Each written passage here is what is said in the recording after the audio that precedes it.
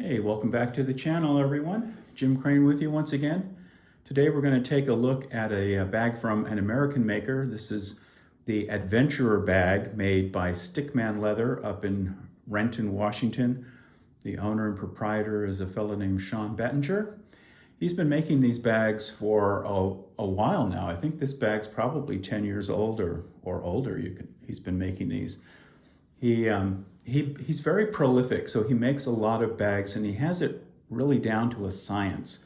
So that's why he can produce so many. He has a leather shop that I think he employs 2 or 3 people in it, but Sean does all of the design work and builds most of the bags.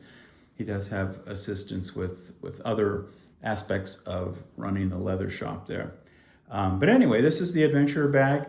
It's again like a traveler size bag, a bag where you don't need to carry everything, including the kitchen sink with you. You just need to carry some essentials, a bottle of water, your camera, an e-reader, some snacks, keys, wallet, that kind of stuff. The bag is, again, this kind of Goldilocks size. It's what I like to call it. It's about 10 inches, 10 and a half inches tall. It's the same in width, about 10 and a half inches. So it's pretty much a square bag. And then it is front to back about 4 inches, maybe a little more than that. The leather is very, very malleable. So the bag can expand if you put something really bulky in there. It's a beautiful bag. I think this is called the Redwood Bison. So it's an American bison hide, I believe. I think Sean sources these leathers in Napa, California, if I remember correctly. I could be wrong. But he builds the whole thing, and the whole bag is made from the same leather, including the shoulder strap. So I think when I first saw one of Sean's bags, most of his bags, he builds the shoulder strap. I looked at it and I thought, wow, he builds the shoulder straps out of the same leather as the bag. And I think he does it so that it matches, it's consistent. It's certainly not cheaper to build the shoulder strap out of the same leather as the bag because it requires a long piece of leather you have to sacrifice to make the shoulder strap. And it requires a lot of handwork. So this shoulder strap, it originates from a piece of leather, this wide, and then he folds it over. He uses some kind of high quality adhesive, and then it's stitched, 2 rows of stitching, and then punched. So, he could have used a piece of bridle leather or something, and it would have taken a fraction of the time to fit out the ends of it and punch some holes, but Sean chooses to do it this way. It does make the shoulder strap match perfectly. It has a beautiful, hefty feel to it. There's no shoulder pad because the bag is not very heavy. You're not going to put enough weight in it to have this thing dig into you. But the strap feels really substantial. It's got a nice thick feel to it. It's soft, and it's just really well done. He does a really good job with it. The shoulder strap is adjustable. There are several different adjustment points on it. And then he uses this really super heavy duty, looks like stainless steel buckle. It looks like you could pull a Buick with this thing. I mean, it's just super heavy duty. And it matches the one, of course, for the closure. And that's kind of cool. I like that. It doesn't have to be there. He could have used something smaller, but it just gives the bag a nice heft and a very, in my opinion, a very handsome kind of look to it. So well done. Nice little keeper here. He makes the keepers as well. Well done. It's a nice shoulder strap. The shoulder strap is not detachable. It is sewn right into the bag. So you're not going to lose it or misplace the shoulder strap. It's always going to be there. If you're not carrying the bag, the shoulder strap can be tucked, rolled and tucked, and then put inside the bag. So you're not going to lose it.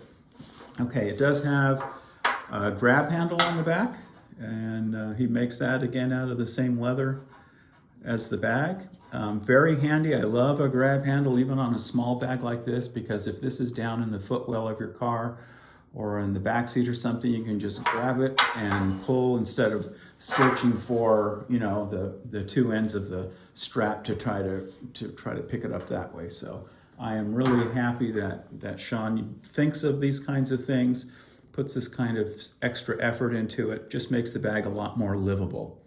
The back does have a nice big pocket in the back here, a slip pocket, and the edge is finished, which is nice.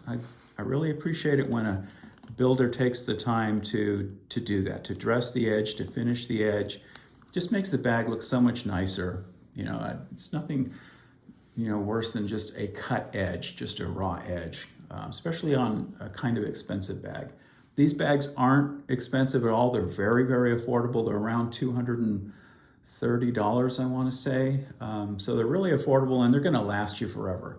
So in here, you can easily put your, you can put a great big phone if you have one of these big, you know, Pro Max size phones. It'll fit in there. Eyeglass case. I've got to have a pocket for my sunglasses, and I don't like to just put my sunglasses in a bag without putting it in a sunglasses case. And this one was made by Norman Kahn and out of New Jersey. I'll put a link to it below. Nice generous pocket back here, and it is leather lined. Okay, go around again to the front. This is an adjustable buckle in the front here, but you can use it, but it's not necessary because Sean is utilizing a tuck clasp. Here it is a stamped clasp, but it does make it easy to get in and out of the bag. So while this is on your side, it's a one-handed operation to get into the bag. You don't have to use two hands like you would have to if you were going to use the buckle. Same big heavy-duty steel buckle there. Again, it is adjustable. So if you put something taller in the bag, you can adjust it down. But there is a secondary closure that Sean puts in here, and that's a big YKK number 10 size zipper. So let me go over this detail here. He dressed this edge too, and he does this on his mail bags as well. He'll skive this edge down, fold over the leather, and then stitch it. And it just gives a really nice finished look to it. I just like that. I love when a maker takes the time, has enough pride in his work to put the best out there to his customers. So I love these finished edges like this. It just makes the bag look a lot nicer. So you got this storm flap, but under the storm flap you have a big YKK number 10 zipper, and he's dressed it out with this little leather frill here, which is really strong, and it makes it easier to get in and out of the bag. Let me get the stuffing out of it. Here we go. So in here, it's a nice good size. You can put a pair of binoculars in there, a water bottle, water jug, your sandwich, crackers, your camera, hand sanitizer, whatever you're going to carry with you. Or if you're going to collect things, you're going to collect pine cones or acorns or something. Got plenty of room to do that. There is a pocket in here. So if you had a book or an e-reader or something, there's a nice generous sized pocket in there. You can put your stuff in there. On the front there is a 6x6 pocket. It's a gusseted pocket, so it will expand. He uses these really cool buffalo head nickel snaps pretty much on all of his products that are kind of male oriented. This bag, I think when Sean made it, I think he made it to be kind of a man bag, but it can be carried by anybody and everybody. But it's a nice gusseted pocket, so it'll hold a really big wallet, like this big masking leather, chunky Charlie, supersized. It'll fit in there, or any size wallet that you might have, or you might use it for something else. You might want to put a book in there, or your car keys, or whatever. The pocket is applied to the front panel of the bag, so there's no slip in the back for you, okay? So super easy zipper, and Sean actually builds these zippers himself. He gets the tape with the teeth in it, and then he buys all of the parts, the end terminals, the pulls, and he actually builds these in his shop. And he always does it perfectly. The teeth always line up, and it's always a pleasure to open and close. You don't have any binding. With these big YKK zippers, they are virtually indestructible. It's going to last forever. And he does a really good job of building these zippers and then fitting them out to the bag. I've never really had any problem with any of his zippers. And I'm not a big zipper fan, but for a bag like this, it gives you a little extra security if you're going to travel through an airport and you've got something that you want to keep secure. As you're moving through the airport or you're on a public conveyance, a bus or something, nobody's going to be able to get in there and take it from you. And they're going to have a hard time probably cutting through this thick leather shoulder strap as well. Anyway, I'll put the link below to it. It's currently available. It's not always available. It comes and goes. Sometimes he'll make a batch of them and then they'll sell out and it'll be out of stock.